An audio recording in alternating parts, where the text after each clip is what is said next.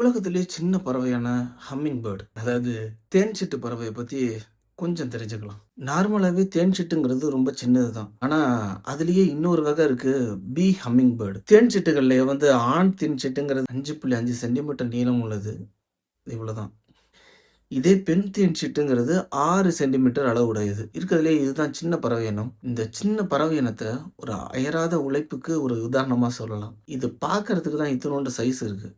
ஆனா இது ஒரு நிமிஷத்துக்கு இல்ல, ஒரு நொடிக்கு அந்த ரெக்கை அசைக்கிறது 80லேருந்து 200 டைம்ஸ் பர் செகண்ட். ஒரு தேனீ ஒரு பூல உட்காந்து அது எல்லா தேனையும் குடிக்குமா? அப்படின்னு கேட்டா கிடையாது. ஒரு பூல உட்காந்து மேலோட்டமா தேன் கிடைச்சிருச்சுங்கிற பட்சத்துல, மேலோட்டமா குடிச்சிட்டு அடுத்த பூவ தேடி போயிரும். அதே மாரி அடுத்த தேன் சிட்டு திருப்பி மேல உட்காந்து கொஞ்சோண்டு குடிச்சிட்டு அடுத்த பூவுக்கு போயிரும். அதோட அலகு அமைப்பே பார்த்தீங்கன்னா, நீட்டமான அலகு இருக்கும். நாக்கு அத விட நீளமா போகும். ஒரு பூவுல எவ்வளோ ஆழமா தேன் இருந்தாலும், அது தன்னோட நாக்கு மூலமா உறிஞ்சி எடுக்க முடியும். அதோட உடல் எடைய விட 8 மடங்கு ஒரு நாளைக்கு அது தண்ணி குடிக்கணும். அப்பதான் அதால ஜீவிதம் பண்ண முடியும். அதே மாரி அதோட உடல் எடைக்கு பாதி அளவுக்கு அது சாப்பாடு சாப்பிட்டாகணும். அதாவது ஹார்டு. அந்த திடமான பொருட்கள்ங்கிறப்ப பூச்சிகளும், தானியங்களும் சேரும். தகவல் பிடிச்சிருந்தா லைக் போட்டு கமெண்ட் பண்ணுங்க. மறக்காம சப்ஸ்கிரைப் பண்ணிருங்க. மறக்காம வீடியோ ஷேர் பண்ணுங்க.